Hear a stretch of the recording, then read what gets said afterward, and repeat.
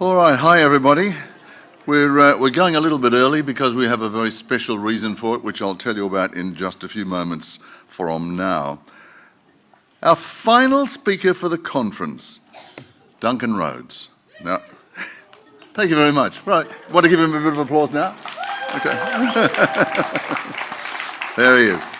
Now, I'm sure you all know he's the organiser and prime mover of this wonderful gathering, but he's got a wonderful staff out there too, and they've done a fantastic job. Everybody up the back, all the sound people, thanks guys for everybody. Now, most of you know that Duncan is the editor and the publisher of Nexus magazine, and it's been published in over 12 languages, sold in over 20 countries, I believe. Is that right, Duncan? Still 20 countries?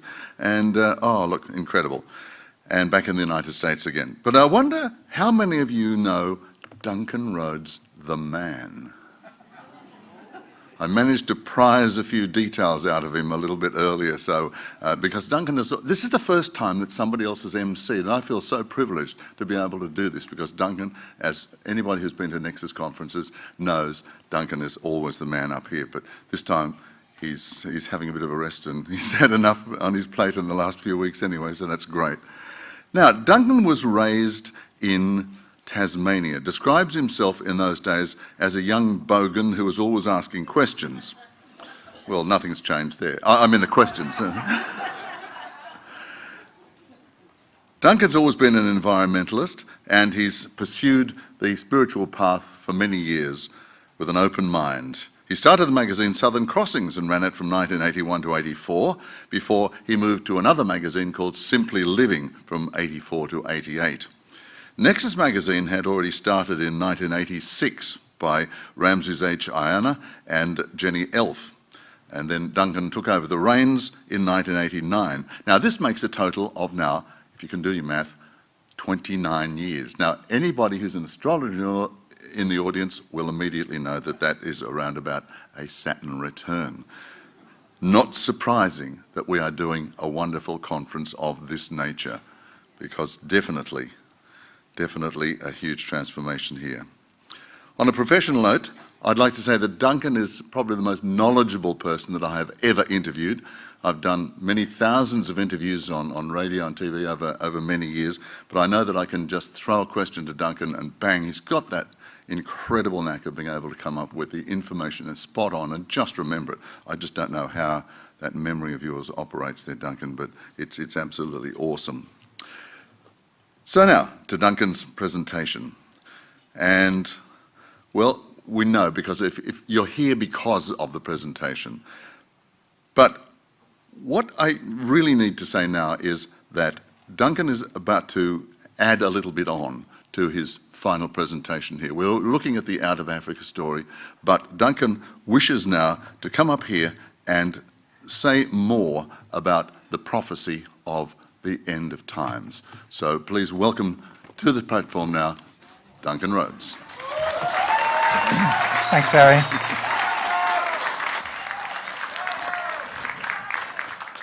Okay. Can you all hear me okay? All right, maybe it's a good idea to turn the lectern mics off, otherwise I'll forget I've got the Madonna mic on.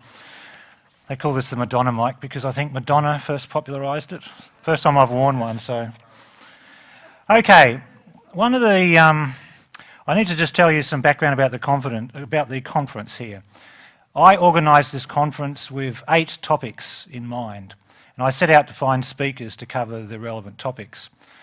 The progress over the last 8 months, as I told you, I have watched synchronicity, coincidence, I've watched spirit pick people to talk to, only to find that someone else was meant to do the talk. There's been a lot of expectation, a lot of excitement, and a lot of anticipation for the previous talk, the prophecy of the end of days. And I know a lot of people like myself, after the presentation, felt like they wanted a bit more detail. And I just want to say that the previous speakers did what they felt was correct. I know Stella may have been able to have gone a bit more in depth, but there's protocol and respect to be observed. So I sort of feel that Spirit has asked me to get up and tell the audience what I know of the prophecy of the end of days. I'm not restricted or bound by any secrets, law or culture. I've asked questions and I've been given information, and I've had information sent to me spontaneously by originally people from around Australia via Facebook and email on their own thoughts and comments. And I just want to give you a picture of what we are coming up to in terms of the end of days prophecy. Originally I heard it pronounced the end of times. More recently it's the end of days. I've asked several people in the Origine community that I'm in touch with what they know of it. Some information has been sparse, other people have known quite a bit about it. So I want to summarise without pictures, because I haven't had time to get anything here. There are, as you can appreciate, there have been many prophecies come and go. There have been prophecies made by people who have a 98% success track record, and then they've predicted the big one. People like Edgar Casey, absolutely incredibly accurate, and then the big changes, the big earth changes didn't happen. Gordon Michael Scallion, a very similar person to Edgar Casey, in terms of that he was able to give people psychic readings about their health without knowing the person and being incredibly accurate. He predicted a series of megaquakes of size 12 magnitude on the Richter scale, and on that weekend, which didn't eventuate with the size 12 megaquakes, there was thousands of smaller quakes scattered across the planet. It was as if something had tried to diffuse a huge outburst into spreading it around the planet. And over a period of time, for the prophecy watchers amongst us, and I've been watching prophecies and predictions from all cultures and religions, and there's been a sense that maybe we're not slated to be going through the huge catastrophes that were predicted 100 years ago. And in some parts of the internet, different channelers and people who have visions have said that the earth doesn't need to be destroyed and cleansed so fully this time around, because mankind as a species is like an emerging baby growing into adolescence. We are a created and mutated species, and I'm sorry to anyone who feels otherwise. We did not evolve on this planet in the sense that we're taught in schools. The theory of evolution on a macro level is absolute bunk, and the more you understand science, the more you can pull it apart. And I just want to start with the existence of the prokaryotes life form, which existed on this planet for 1 billion years. We know them as bacteria. They're the bacteria that you hear about on the outside of the International Space Station floating around the atmosphere. They're the bacteria found in the ocean floor vents. They are really hardy, sturdy life forms. They were on this planet for 1 billion years. Incidentally, those life forms are also the life forms which are inimical to the health of us humans. The diseases which build up antibiotic resistance are all organisms from this period of time. They're prokaryotic organisms. They do not have a cell nucleus like ordinary cells do. They have a very strong outer shell. Their cell structure is as completely different as a jet airline 747 is from a blender. Completely different. How one evolved into the other has never been explained and never will be, because it didn't happen. Those life forms are the diseases which to this day try and kill us.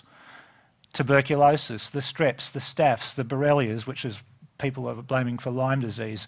That they are, most antibiotics go in and try and kill the outer shell and the nucleus of a bacteria or of an organism. These things mutate and adapt. They're hardy. So the theory of evolution, I've totally lost my tangent here. The theory of evolution is bunk. But we have a life form on this planet which we call mankind. Every culture has legends and stories about beings from the sky who came down and at some point interbred, genetically altered.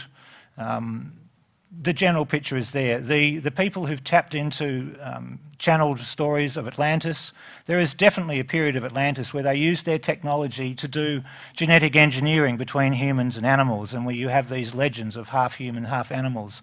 they were believed to be real by a lot of people who are in the intelligence community with security clearances that allow them to access that. And on that point, I want to go off on a tangent. What I found in my journey trying to prize secrets out of white man's world is you've got these people with security clearances who have very compartmentalised information. And as I've gone through the years, I've observed the same structure in the Origine community in Australia.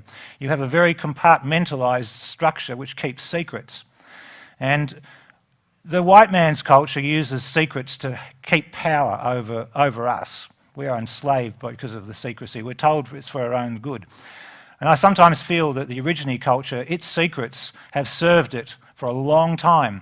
And as you know, if you break your leg, when you go through the healing process, you use a crutch and you use the crutch.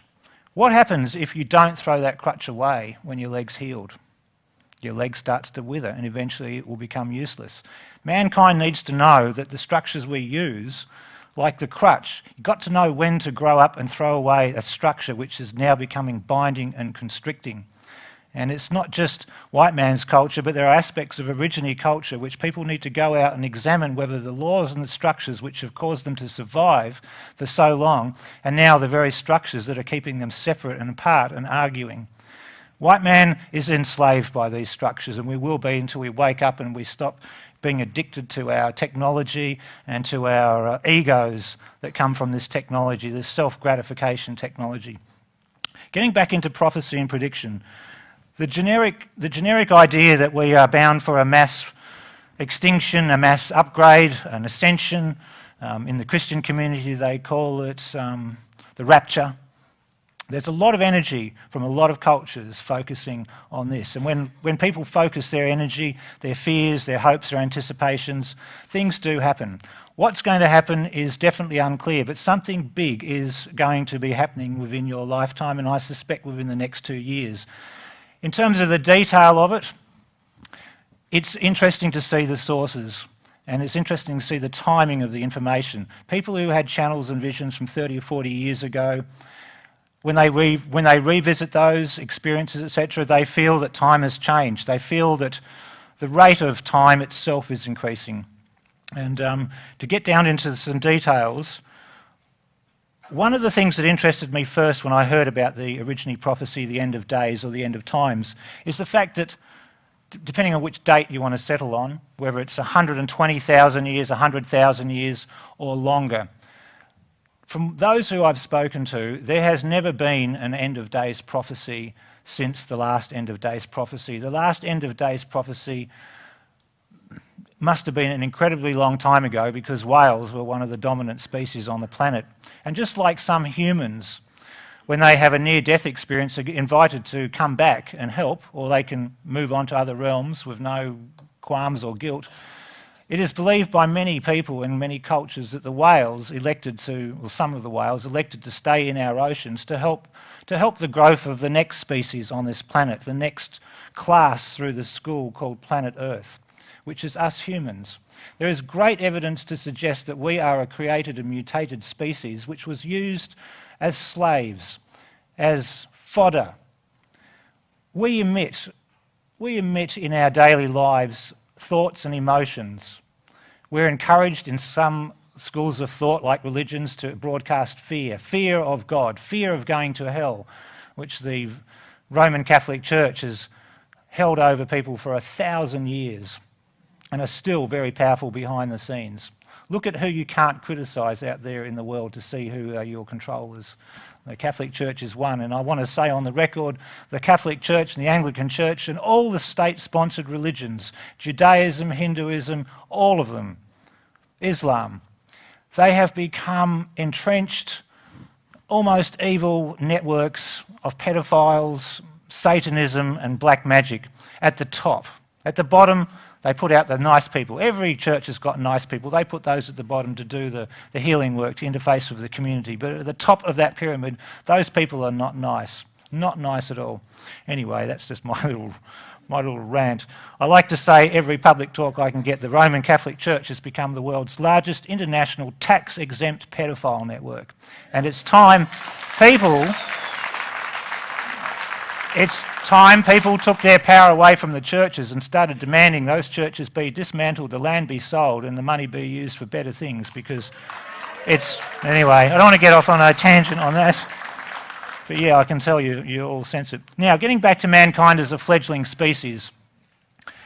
This information has come from a lot of sources, not originally people, but I'll tell you when the original people stuff kicks in. As a species, we've gone from like babyhood to teenage years. We've been used by the people who modified and created us. In many cases, we were modified and created to do simple things like mining gold. One of the biggest secrets you don't know is that since gold has been mined, it's been shipped off this planet and still is today. It's an alien mining operation. Has been. That movie, Cowboys and Aliens, I was amazed because every time concepts start to get into the public, you see a Hollywood movie about it. And the interesting thing about that is, on the one hand, it spreads awareness, but on the other hand, a skeptic can just say, oh, they made a movie about that, and that's not new, that's not real. It's a true concept. Now, you think about it, if you're floating through space and you come from a culture which is not super advanced consciousnessly or spiritually, but you've got some pretty fancy toys and spaceships, and you come along and you scan the planets, oh, this planet here, it's got the gold of the frequency we need. You can go down and you can dig it yourself, but you've got dinosaurs and savage natives running around hassling you. Why not upgrade the natives? Why not marry into them and install this thing called civilization? Every civilization has the same story. The gods came down from the skies, mated with one of the tribes, told them, you're the special tribe, you're the priests, you're going to be communicating with us while we're gone. They give them these amazing things called sanitation, wonderful stone-cut cities which we still go and argue about today, all details. They give you astronomy, engineering. They teach you about creating an army. What native cultures out there goes around and creates an army? After 120,000 years, have you ever heard of the Aborigines forming an army and going off? No, it's a top-down imposed thing. Civilizations do not evolve naturally and spontaneously unless there's a top-level intelligence that's come along and imposed its will on the people below them. And they trick them. We are a species which has an essence of the Creator in us. It's a very important point to remember. You have a spark of the Creator inside each of you, which makes you mini-creators. Not every life form in the universe has that, and some of them are very jealous that these primitive things called humans have got a creator spark in them. You are mini-gods in learning. You are learning to become creators. In many ways, you could argue that the whole space-time continuum is a big soft bubble where mini baby gods can learn creating and the responsibility that comes with creating. Down here, we've created a thing called time, which means your creations, often you might have a thought and an intent to create something into your world. It might be a relationship, it might be a job, it might just be your next meal. We don't notice the appearance and the manifestation of what we create because of time. In the Origine culture, there was no word for time. They lived in the now as a result of that. Very hard to enslave a culture which lives in the now. You need to tell a culture that you're enslaving and that you want to control. You need to tell them that tomorrow exists. And tomorrow you might not have food. You might not have shelter. You might not have a mate. But you have to believe in time and you have to believe in tomorrow. Time itself is an enslavement concept. But at the same time, we have an experience through time which enables us to exercise our creative powers. So hold on to that concept that you are created gods going from babyhood into adolescence. We are therefore considered a pretty unique species. Now, many other species come here and they like to take parts of our genetics and put it into their own because they want to become created gods and do creative things or destructive things. It doesn't always work that way.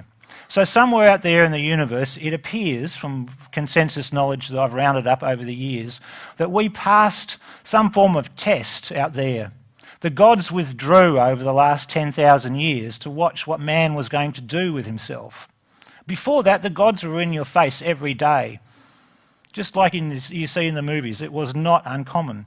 So they left for a reason. Some say there was a bet. I bet you mankind destroys himself, and I'm going to try and win that bet by sending down some of my people to cause this religion to go this direction, or cause a war, or cause this person to become a megalomaniac. Maybe the other side sent down some of the nice angels down to whisper over the shoulder of people and send them down that way. Whatever the case, we're still here, and by many accounts we should not be still here. So much so that there are predator and scavenger alien races out there who, on their timetable of what's going on in the multiverse, planet Earth was supposed to be destroyed by now. There'd be a lot of biological waste and stuff. We can just go along and help ourselves. Nothing in the universe is wasted. As above, so below is the truth. Just as going above us into the cosmos, into the multi-dimensions, there are life forms. And if you look at your skin and you focus a microscope down, you see more and more life forms. It goes on in every direction. Nothing is wasted. When your body dies, the earth has microorganisms and creatures which break it down. They're not evil, that's just what they do. There are life forms out there in the universe that are scavengers. The universe is far fuller of life and life forms than you realise. Not all on our dimensional frequency and not all in the space-time continuum. The space-time continuum appears to have been a consciously created bubble within which a certain type of experience can be experienced.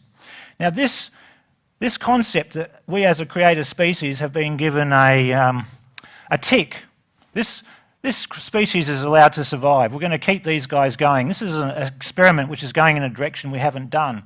So there's a lot of confusion, a lot of turmoil out there. There are old agendas which are still like loaded up steam trains where someone puts on the brake. That train is going to go for another few hundred yards or half a mile before it comes to a halt.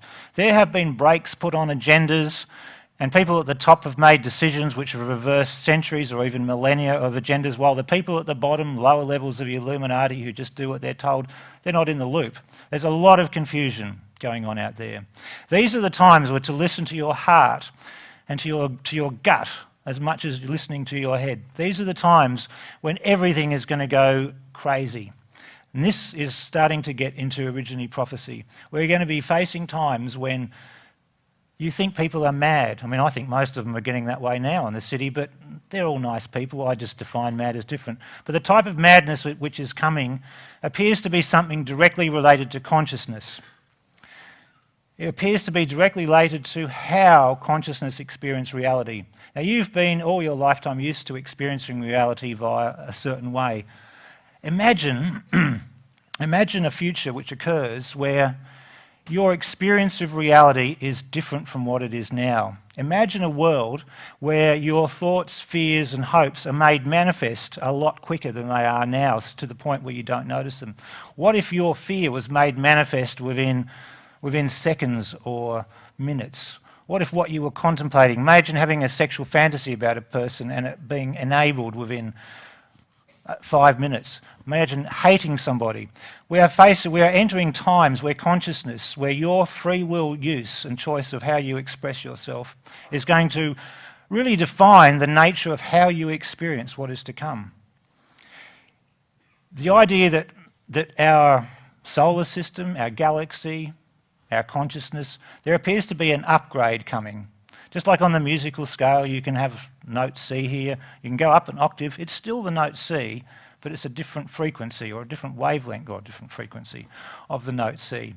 It appears to me from what I hear and see that this is what's coming. One of the words and phrases that comes over and over from Origines regarding this prophecy is do not be in fear. Do not be in fear is repeated over and over. And I hear this phrase repeated by more and more non-Origine people who are having near-death experiences and psychic visions of the future. We had a lady come into our shop a few weeks ago, Sylvia Martin. She's written a book and it's reviewed in the latest issue of Nexus. She was having an amazing near-death experience over a period of months in a hospital. I mean, I say amazing. The poor woman went through hell thanks to an accident by a surgeon. If it was an accident in retrospect, she was given the choice to keep going or come back, and she said, "No, I want to go back. I want to help and tell people what I've learned." She was shown what was considered to her, told to her a few years ago, the future of Australia.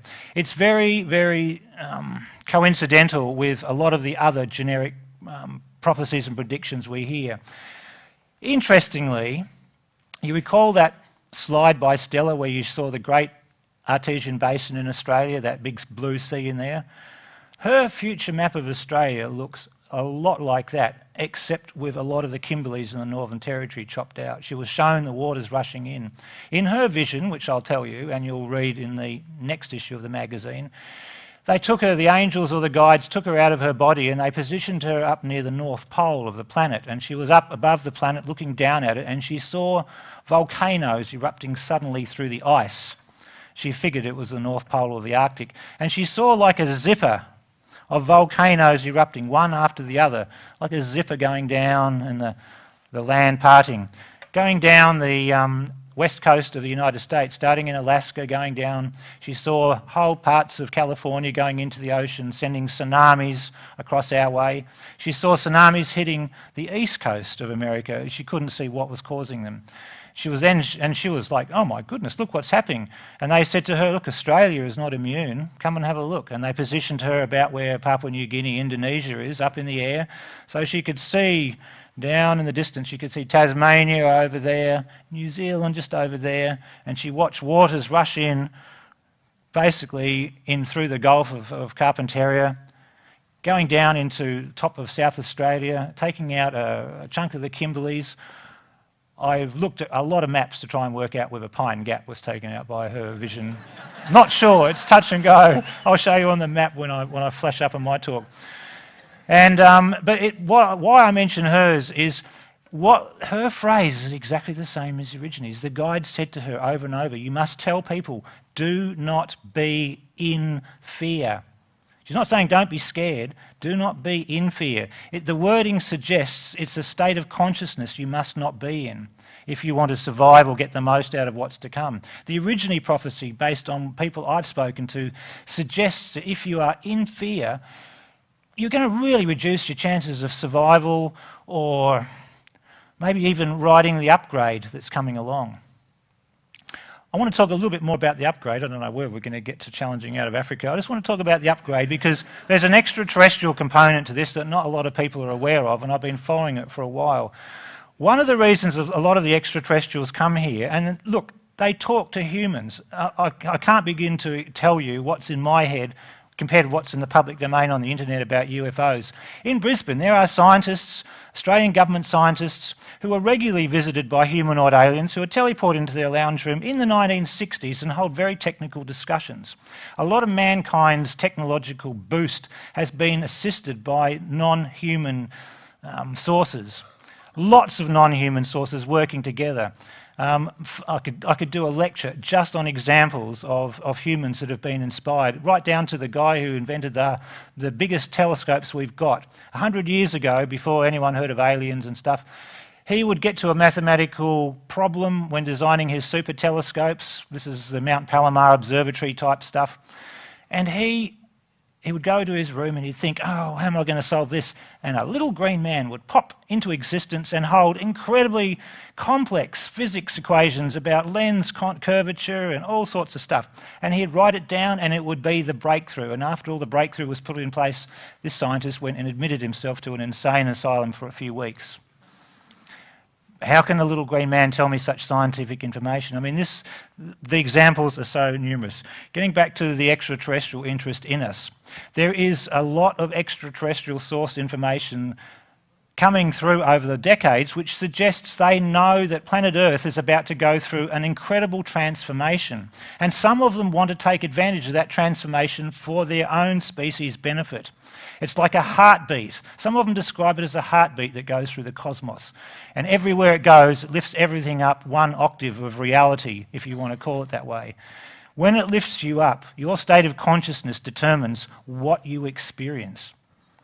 If we live in a multidimensional reality and there are multidimensional choices available to you when the wave comes through, your state of consciousness will attract you to be located in the type of reality that matches your consciousness. If you are in a state of fear, you are going to be finding yourself in a reality which justifies and reflects the need for fear. It will be scary. Think on those things.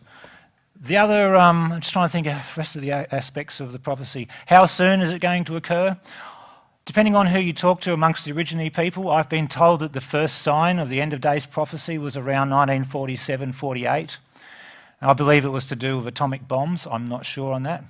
I know that one of the recent signs was the photographs of the deformed baby whales, and there have been many other signs in between, and Stella mentioned some of those.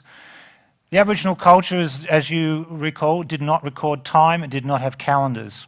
They look for seasons and cycles. The signs tell them what's going on. That's why this hasn't been written down and recorded. It's popped out of the blue. Some of the people in the Northern Hemisphere have contacted me saying, where's evidence of this prophecy? And I say, you don't understand. The Origine people, they don't write things down like paper. They don't keep calendars. That's a civilisational, top-down, imposed enslavement concept. The Origine people were not enslaved. We've been enslaved since we've been digging up gold and mining it. And that's what civilisations do. You keep them in control with your priests and your armies, and you go out there and dig gold. This idea of a currency, this is a top-down imposed thing upon civilisations that want to take gold from the planet, and they don't want to do it themselves because they're too lazy. We transship it off to this day. In the very near future, you're going to see a rearrangement of geopolitically. China has got a very special deal going with some extraterrestrials to the point where the rest of the world is handing over its power to China. What's going to happen in the future, I don't know, but a lot of things are all going to be happening at once. If you talk to some Origine people, they expect Miami to be coming back almost in person with physical spaceships, with people from the Pleiades to fix things and put them right.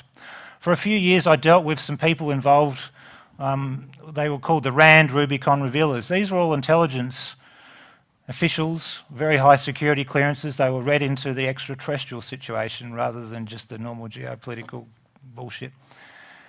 When you deal with intelligence case officers or officials or agents or whatever you want, spooks I generally call them, every one of them who has been read into the extraterrestrial situation, they're not the people you think. They meditate, they believe in reincarnation. A lot of them come from very powerful bloodline families, and they're the spiritual ones of the family. There's a lot of awareness from those people starting a few years ago. I was contacted by these people and we had discussions about setting up Nexus in different countries to continue what Nexus is doing without any change, because these people identified Nexus as putting out information which raises consciousness. And when the Illuminati's top agents are running around going, holy crikey, we're all fucked as a species and as a planet unless we raise consciousness, how are we going to do this? Because we're so invested into getting people to spending money and self-gratification. How are we going to get people to raise consciousness? Oh, we better find, some unegotistical, why don't we even look for egomaniacs and help them and get behind them? It doesn't matter. Try and raise consciousness. You can't make this stuff up, but the intelligence community, the Illuminatis at that level want consciousness raised because they know from their studies and research that it will save their turf, their patch, their planet, their infrastructure. They know that raising consciousness and being good and nice and pure is going to sustain their little game going, even though I don't think they see the obvious in the situation. Maybe they do. There's a lot of confusion out there. There are old plans and old agendas which are trying to run out, and there are new ones running contrary to it.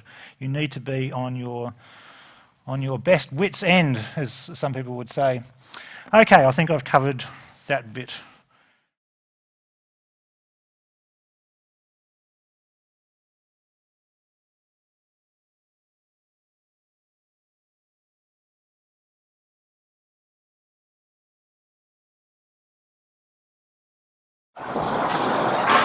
Hello, my name's Trent Lynwood. I have two sides of my family. I've got a non-Aboriginal and an Aboriginal side. My non-Aboriginal side is from English heritage. And my father is Aboriginal, is a Bundjalung and Dunghutti man. So very much know about and we'll talk about the Standing Stone side, but I feel a real connection to that side. I think there's some heritage there going back to that side. My story, I've worked in Aboriginal affairs for the last 16 years. I've got a real passion to work with my mob. I was doing that, fairly regularly as a manager, and I had a massive breakdown last year, and I'll sort of speak about that, and I'll talk to you about the lead-up time to that. So, well, before any of this happened, I wasn't really a spiritual person to be honest. I mean, I believed in a higher power, but I didn't actually have any beliefs around that sort of stuff. The church I was thrown into that as a child. I didn't really take to that whole story. And it was July last year when I don't know how it happened, I just stumbled onto reading about the pyramids. That's where it all started. I was reading some stories around and some videos from Graham Hancock about the pyramid structures and the megalithic sites around the world, and then it just dawned on me that all the stories we've been told about history are just lies. There's been advanced races, there's evidence of that everywhere, and the science and the technology they had to go to making those sites is nothing that we have here today. There is just nothing, as we are at this stage, that could build those things that are there now. So I was pretty obsessive with that. For about 2 to 3 months, I was reading and listening probably 16 hours a day, constantly. It sort of torn a hole between me and my wife's relationship. There was some struggles there. So I read a lot about that, and then eventually it led me back home, back here to Australia. And then I found out that there was actual technology here in Australia. It wasn't the big grand things that you see around the world, but none less impressive than what you can see overseas. It was just September last year. I was doing some work out at Glen Innes. I went out and stayed out there for a couple of nights, and on one of the mornings I looked up standing stones, because Glen Innes has a man-made standing stone site, and then popped up the website on the standing stone site in Mullumbimby, and that was the sort of start of it. So I bought one of Stephen and Evan Strong's books on the standing stone site that morning. Went out, had a look at the standing stones site in Glen Innes. Come back in town, and went into a newsagent's, and I was basically in a daydream after that, because I was thinking about contemplating things, and I walked in the newsagent's around, and I was just standing in front of this bookshelf, and my wife yells out to me, "Do you want a book?" And I picked up a book, and it's funny that we're doing a story with Nexus magazine, because it was actually the Nexus magazine I picked up in front of me.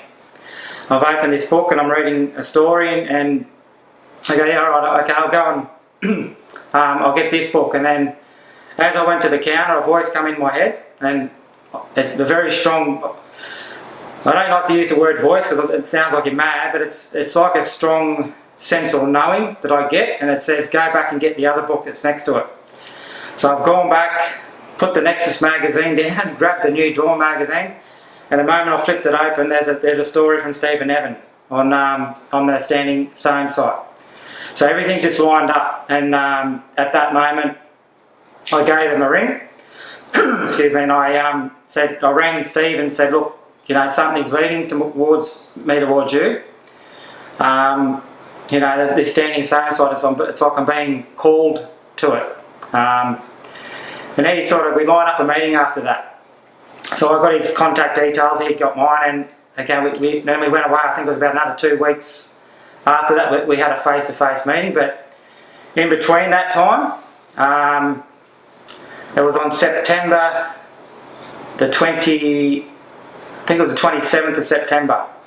I was driving into work, and it was like something took over my body and pulled me over to the side of the road. It's very difficult to explain. It was like I had no control over my body. I got pulled over the side of the road, and these messages or knowings or whatever came in, and it was very clear. It said, you need to stop what you're doing. You need to get ready. Something's coming big. There's a change coming big for humanity, and you need to be ready for it, and you need to start preparing. That was the words that came through very strong, and I stayed there for 5 to 10 minutes. I don't know how long it was, and was just in utter shock. There was a feeling. It's difficult to explain. It's not as though I channel messages or voices or anything like that. It's a very strong knowing. I just have the moment I receive these messages, I just know them to be true. It's 100% true. So I couldn't go into work. That day I quit. I quit my job about a month after that day. I just could not go back into work because it was that strong of a feeling that I knew I had to do something. I knew I had to prepare. I knew I had to get ready for this, what's to come. There was no label put on it. I don't know what it was. It just said there was a change coming for humanity. That was basically the words. So I went back, told my wife what happened, and then, you know, I was very distraught. Like, I didn't know what was going on, what was happening. I rang Steve at that time because I said, look, I don't know whether it was something, a discussion I'd had with him. He said, look, he knew about what was coming, but he didn't know the details, and that when we caught up, we'd actually have a discussion about that sort of stuff. So in between that time when this sort of breakdown happened, and the time that I met with him, I started getting other messages. Messages about the rocks that he had, messages about the site. A lot of people are getting messages. This site, this Standing Stone site, is calling people all over Australia. For me, it's not the rocks that are calling me, it's the actual mounds. That's who I think I've called them out. I have dreams about this site. It's very strong, and the word that comes to me every time I talk about this site is the word alignment comes in. And that it is aligned to other sites around the world. And when I picture this site, it's like an acupressure point in the earth around that. It links up with all these other sites, the pyramids, Uluru, all of these sites. It's directly linked to them, and for me, it's like a trigger point. That's what I get. It's a trigger point for these other sites. Now, I get all this information without knowing anything about this site, and I know some of the elders are a bit dubious about me knowing this knowledge and where I'm getting this information, but it just comes to me. The rocks that Stephen has, the words that come to me for those rocks are that they are timekeepers. They record what has been, what is now, and what will come. That's what the words that's been described to me. They keep time and of humanity in our past, our present, and our future times. So getting back to that meeting that I had with Steve, I sort of explained to him that he was not putting his cards forward that time because he'd only just met me. So I was giving him all this information, and he was like, oh, okay, righto. Like, and he wasn't it wasn't a two-way discussion, really. It was only one way. I was sort of outlaying all this information about this changeover.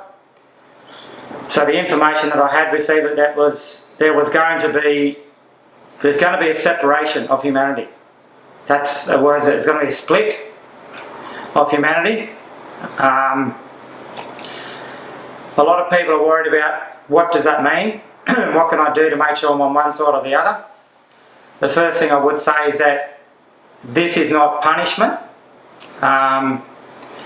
It is not a choice that you are going to be making consciously. It's going to be a choice that your soul, or whatever you want to call it, your spirit, will be making for you. That choice will be made, and it's not to punish you. It's for your growth as a spirit being. Okay, so if you need to remain in this construct that we're in, this people call it 3D or whatever, that's what will happen. That's what you need for your growth as a spirit being. On the other side, there's going to be a change to how we are as humans and how we work together. The visions that I've had, that's one of the other things I do. I get visions, is that we're going to be living in communal type villages. I get a lot of dome structures come into it, and it's very tribal. As the images that I'm getting, if we're going back to a more tribal structure, a lot of sharing, a lot of people sort of there's no sort of currencies or anything like that. People are just sharing. We're living off the land like we basically used to. That's the images I get. How it's all going to happen. Again, people have been speaking about this wave. I've had the wave dream. I've had 2 day visions of this wave. I've seen it twice. It was only an instant, like it's popped up in my vision and disappeared. What I have seen is it just encompasses the whole horizon, this wave. And the best way I can describe it is if you blow a bubble, and if you blow a bubble up and you see there's an oily surface with a rainbowy shimmery effects, that's what it is, and it just comes across the horizon. Now, I'm still trying to understand, because I'm getting the other visions of this as well, where it's the water is coming through, and that's going to change the whole landscape. And what I've come to understand is there's probably going to be 2 or more scenarios on how this is all going to unfold. And it's going to be basically on which side of the fence you sit on. I think for the ones that do their spirit does evolve, you will see it'll be a light wave. That's what it's been described to me, like this light energy, this wave of energy, of plasma or whatever you want to call it, just sweeping across the plane, and it will basically encompass, because that's all we are, we're just light particles, we're just spirit beings. It will, again, it's hard to describe it, it's a quantum physics sort of thing, and I've been trying to learn that a bit, but it's like it will have photons and electrons will start vibrating higher. That's what's been described to me. So they're vibrating at a certain frequency at the moment, that's why we're so dense, we feel so dense. It won't be that way. Once this wave comes across, we're going to be vibrating higher. And I suppose the message is for me that is if you are prepared to do this growth, and you want to go on this spiritual path that some will choose to go on, is that you need to be in resonance with Mother Earth. That is the first message that came through to me. What does that mean? The Earth's frequency is rising at the moment. So the Schumann resonance, which is usually 7.83 Hertz, is going up. It's been going up for a number of years now. So if you want to go with her, because she's doing all the work with this, along with some other spiritual help, but you need to raise your vibration with her. So that means, for me, I used to be a drinker, I used to be a gambler, I used to eat a lot of meat. I gave that in an instant. That day I had my awakening, I stopped drinking, I don't gamble anymore, I don't eat meat anymore. I've done everything I can to raise my vibration so that I can actually go with this Mother Earth, as she does all her work. As her frequency rises, she's going to take people with her. So the message I probably could have for people is that, again, do things to raise your vibration. So it's not so much don't go out and enjoy yourself, that's not what we're sort of saying, but don't let it have a hold of you, because it will pull you back. And this goes for our mob. I know the grog's got a lot of our people, but you need to lose the grog. You need to lose that attachment that it has on you. This is part of that test that we've got. A few drinks here and there, yeah, that's okay, but any attachment that you have to the old way of doing things, you need to let go of that now. Otherwise you're going to be pulled in that other direction, and you'll stay back, and you'll have, again, some more time to have that spiritual growth before you can let all that go. So all of my addictions I've given up. I don't have any addictions now. I used to be addicted to coffee. I've given that up. I'm losing as much as I can any attachments that I have to this 3D earth plane, if you want to call it, or the matrix that some people call it. So I'm losing all my attachments to that, and I'm setting myself for that higher vibration, because I know that's the path that I need to be on. Now I've been to 3 quantum healers, or 3 healers if you want to call it that, because I was freaking out at the time when all this has happened. They've all said the same thing. They know there's going to be a split in humanity, they know all this sort of stuff's coming, and what they've said to me is that I'm a teacher. So I'll be, when we go to this other new place, I'll be a teacher of some sort, and what will happen is that there's going to be a massive wake up for humanity. So when this wave hits, people are they're going to have a new level of consciousness, and they will wake up. When that happens, there's going to be a lot, and this has been shoved into my head there's going to be mass confusion. People are going to be not knowing what's happening, not knowing where they are, they've been lied to all these years. There's going to be mass confusion. So there's going to have to be a number of people that are going to have to help those people, sort of guide those people. So that's what I'm being led to do, and I know a lot of other mob and a lot of other people have been led to do that as well. So I think when this all happens, when people, if you do get to watch this video, at least people will be aware of when this stuff happens, what to expect. What comes after that, I don't know.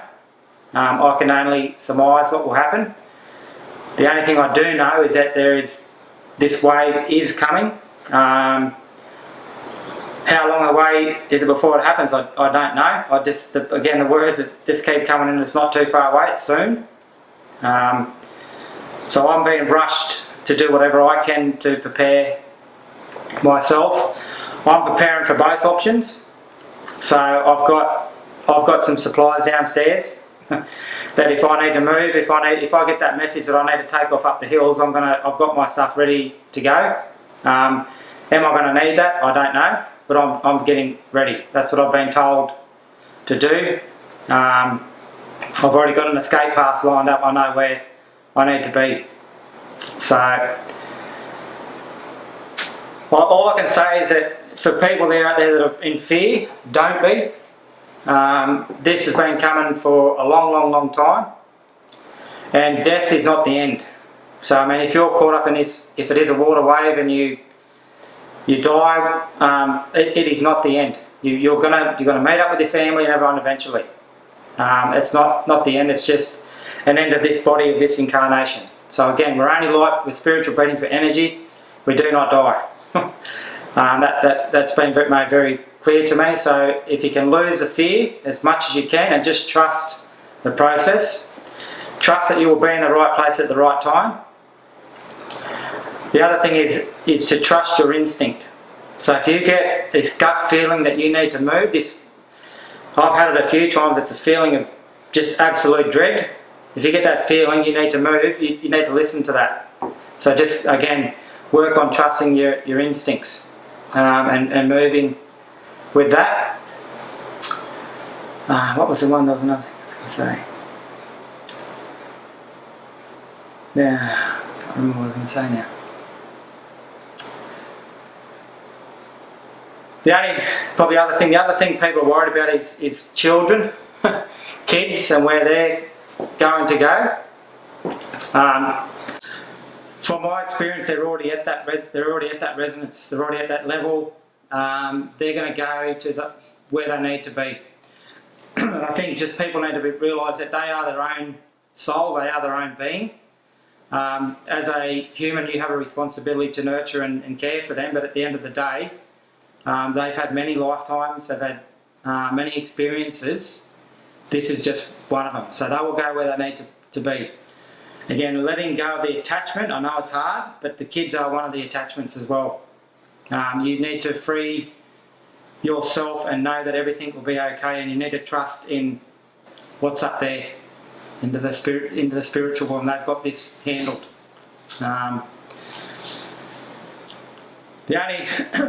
think the other message that I've got is probably, that's what I was going to say, actually, around the cycles.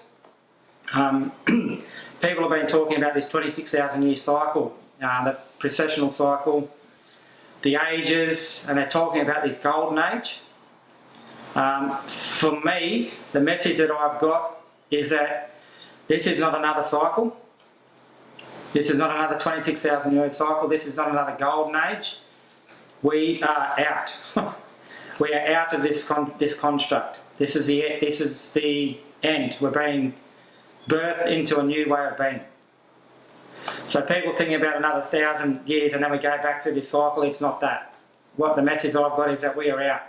This is the end. This game of life, matrix, or the dream time, the dream that we're living is going to end. So that is how I see it, and we're going back to where we come from, our home. This isn't a home, this is just an experience. The 1,000 year cycle and the 26 year cycle, that's probably the 3D construct. they'll probably go through another one of those. But for those that are going on this path, we're out. This is the end. I think the words the elders are using is the end of days. This is the end of days. It's not another cycle. So just enjoy your experiences that you have now in the moment, but just don't get too attached to them. Try and connect with your higher spirit. That's what I do on a daily basis. So some people like to meditate, whatever you need to do to get in contact with those higher energies. I ground every day in the Mother Earth. So I get out barefoot on the earth. I can pick up her feelings now. There's a sense of anxiety at the moment in the earth with which way things are going to go. Actually, one thing I will mention is that some people are worried about World War III. I haven't had that image at all. I get the message that this won't be a scenario that comes through for me, and I think there's beings that are up there that won't let this happen. So if you're worried about that, I wouldn't be. Yeah. The earth changes are going to happen. That's a natural process. Mother Earth she's got to raise her vibration, so things are going to shake and move and pop to the surface. That's just a natural process. So the volcanic activity, all that sort of stuff will continue to happen until we reach the end of this. But again, just know that wherever you go, whatever's going to happen, you are in the right place. That's where you need to be. This has all been planned down to precision. So this is all, the message I've received loud and clear is that this has already happened. We're already on the other side. We're just playing out time now. So we've only got, I think the elder said a couple of years. Yeah. The date that came to me, and please do not rely on any dates, but December 2019 was the date that I got when this first happened. Yeah. What's been the reaction of any elders you've spoken to about this? They're a bit, again, dubious. They're thinking, they're sort of thinking, how do I know this information? I think they've been a bit, they won't release much information. They hold a lot of information. Yeah, I think they're worried about people sort of twisting it and, doing whatever they want to do with it, which is fine. I can understand that. For me, I have let everyone I know about this. I've told them something big is coming. You need to... that's another thing I should mention. Everyone's got to clear their shit up, is a message that I've got. So if you've got people you need to forgive, if you need forgiveness from other people, this is the time to do it. You do not want any strings attached. I've spoken to my mother, my father, my family. I've cleared all that crap up. This is about shedding all that karma, all that nastiness off yourself so that you're right for when this time happens. This is a time for preparation, getting yourself ready for when this stuff happens so that you're clear. You've got a clear mind. You're not in fear. You know what's to come. You know what to expect. Yeah. So the elders, I think, I'm glad that they have come out and said now's the time to release this information. I was getting a bit worried that I was going to have to sort of go it alone with this stuff, because I've been saying this stuff to friends and they just think I'm mad. But I don't really, that doesn't really bother me. I just know that I'm preparing myself to get other, people in my family ready for when this sort of happens. My wife, she doesn't understand, but she's done her own research and she knows that, okay, the basis of what I'm saying is sort of there. So that's the best that I can do is get this information out there so that more people are, it's more of an awareness to know that when this does happen and when you see this wave, whatever shape or colour it comes in, that you know what it is. Because people that aren't aware are just going to be absolutely shitting themselves. So this is just giving out an awareness to prepare yourself spiritually and mentally for when all this goes down. Yeah.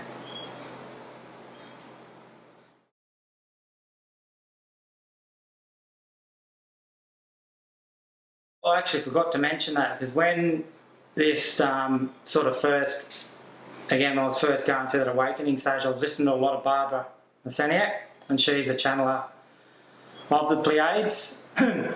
Again, I don't channel or anything like that, but the only thing is I do is I get a knowing or a sense that they're there are many, and that word many ships or entities above us ready for when this time comes to help out. That's the only thing I get. I don't know what entities. I just know the Pleiadians are definitely one of them. I think they're one of the lead entities that they're going to help when this time comes, and I can see them sort of plucking people out of, you know, places and transporting all that sort of stuff. But the word I get is that there is millions of these ships up there. And I just see them flooding.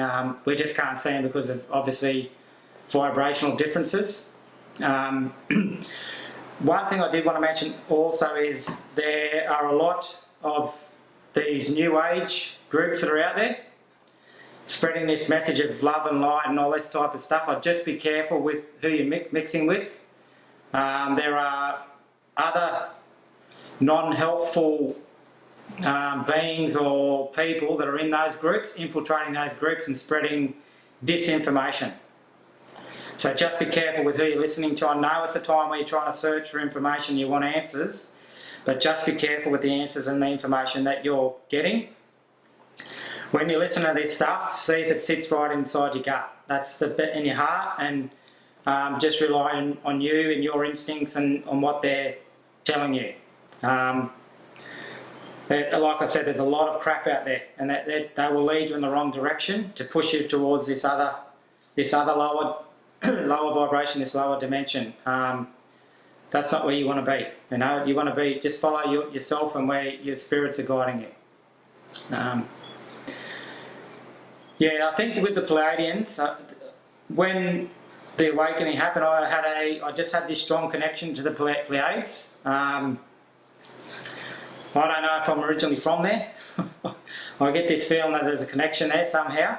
I remember as a kid looking up at the stars, up at the sky. It would be one of the clusters that I would focus on without even knowing it, until just recently knowing that was a cluster that I was actually focusing on. And whenever I want to look for answers, I'll be actually looking up at the sky for answers. So there's definitely some connection there with the Pleiades. I think, you know, personally, they are us and we are them. I think there's no sort of separation there. I think it's maybe just different time frames. I think there's a massive connection with them, and they are helping with this process. Yeah.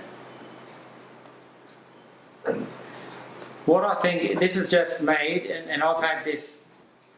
A lot of people take this game too seriously.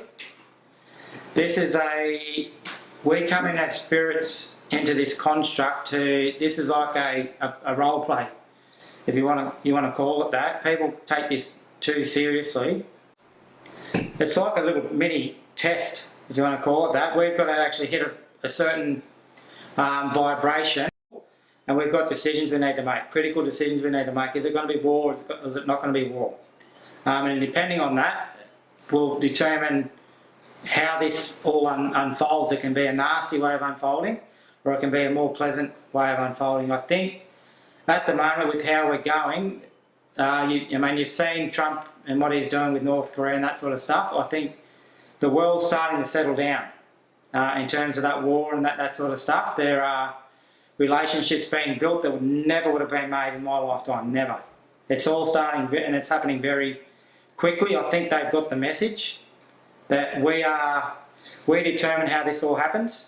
If we're erratic, if we're in fear, if we're angry beings, this whole scenario will be that. So if we're more calm, pleasant, nice to each other, that's the way this will all unfold. So it's all a test. The other thing, sorry, I didn't mention this, that's been described to me, is I keep getting these words, and it's the 100th monkey syndrome. So a lot of people are still trying to get their heads around how this is all going to unfold. And the way it got described to me was the 100th monkey syndrome. So if you don't know that, there was a group of islands with these monkeys on it. They used to eat these, I think it's like a potato or a yam or something. One day one monkey dropped one of these muddy potatoes into the salt water. and he's got it off and he's washed it. It's got all muddy, so it's washed it off, and he's eaten this yam, and he absolutely loved it because the salt on the yam and that it was clean with all the dirt out of it. He started running up the shore, grabbing all these potatoes and washing them in the water. All the other monkeys started seeing him do this, so they started doing the same thing. Started washing all the potatoes in the water, eating these potatoes. So what happened was that they were reviewing this particular island, but they were viewing all different islands around this island that didn't have any contact. They were separated by, kilometres and kilometres, so these monkeys could not know what each other were doing. When these monkeys reached a certain number, where a certain number were actually going down and washing these potatoes, it all started happening on the other islands. These monkeys out of nowhere on the other islands started coming and washing their potatoes down. It happened in an instant. That's how it's been described to me, is that once we reach a certain level of consciousness, it's been described as a tipping point, then it's just going to be a washover. It'll be a massive awakening. We've got to reach that level. And that's when the 100th monkey syndrome will kick in, and then everyone will have this state of awareness or consciousness. It will rise to that level. So, the same thing happens with rats, where they do certain studies on rats, and then other rats that are across the world know what this other rat has just been taught. There's a field of consciousness, and that's how we're all linked. So, when we reach that tipping point, I don't think we're far away. That's when this grand awakening will happen. This state of awareness.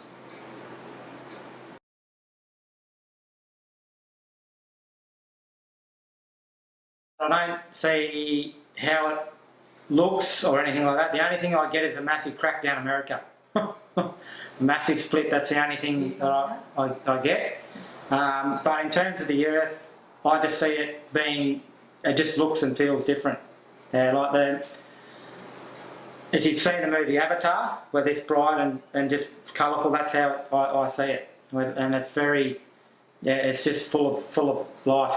We don't harm animals, we don't eat animals, we've just got a different way of being.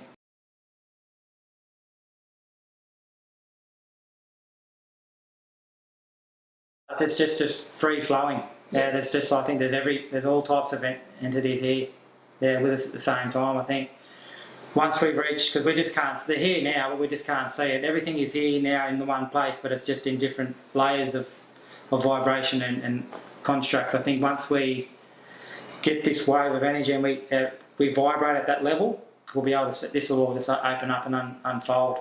Yeah, and it's just harmony.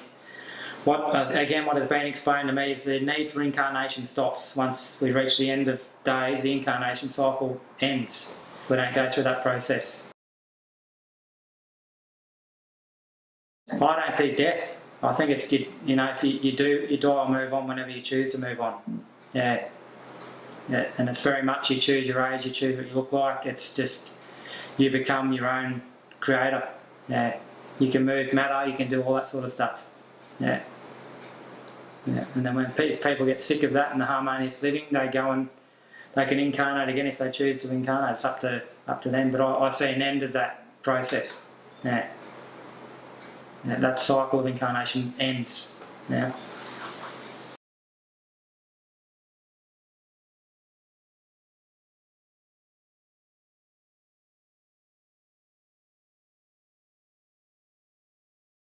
Well, honestly, I think the only one that can make that decision for you is yourself, and that's a gut feeling.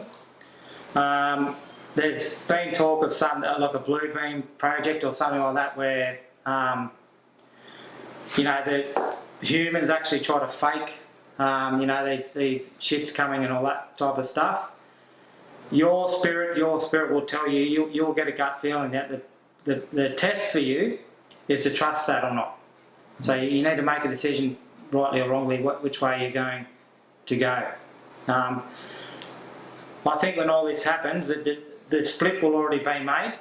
Yeah, I think so. People getting on ships in a 3D construct, yeah, fair enough. Well, you're already there, so you're going to be there. If you're on a 5D construct and you're getting on ships, and you'll still be in that construct.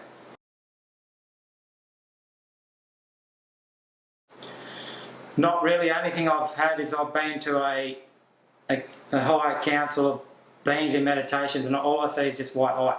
I just see, it's like you can see an outline, and it's just pure white light. That's all I see. Yeah. Yeah.